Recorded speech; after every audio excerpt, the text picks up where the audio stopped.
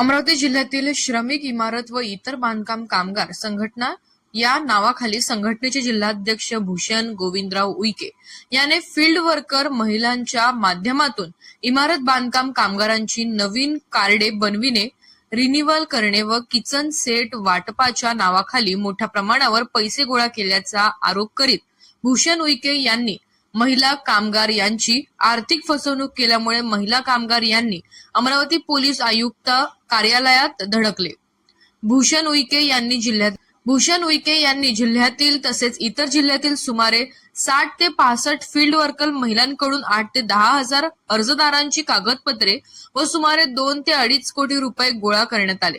परंतु अर्जांवर बनावट शिक्के मारल्यामुळे अर्ज रिजेक्ट झाले आणि कोणत्याही कामगाराला ना नवीन कार्ड मिळाले ना जुन्या कार्ड धारकांना किचन सेट किंवा रिन्युअलची सुविधा मिळाली नसल्याने हजारो कामगारांची आर्थिक फसवणूक करण्यात आल्याचे यावेळी स्पष्ट झाले आहे.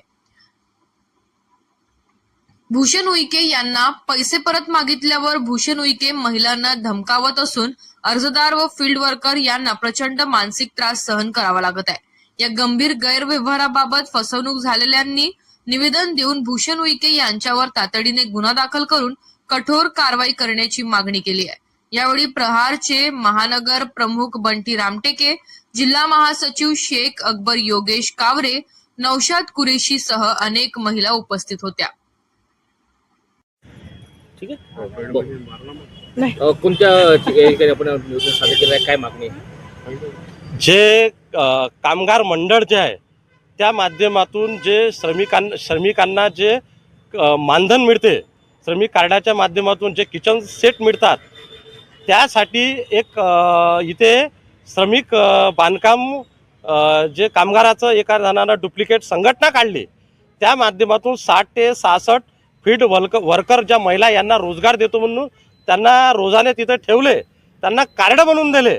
त्यानंतर यांनी त्याच्या मार्गदर्शनात, त्याच्या म्हणण्यानुसार यांनी पूर्ण जिल्ह्यामधून कोणी 2000 फॉर्म, कोणी 8000 फॉर्म, कोणी 1000 फॉर्म असे 1500 रुपये बांधकाम कामगारापासून घेतले आणि त्याच्या ऑफिसमधून ऑनलाईन रजिस्टर करासाठी त्याला दिले.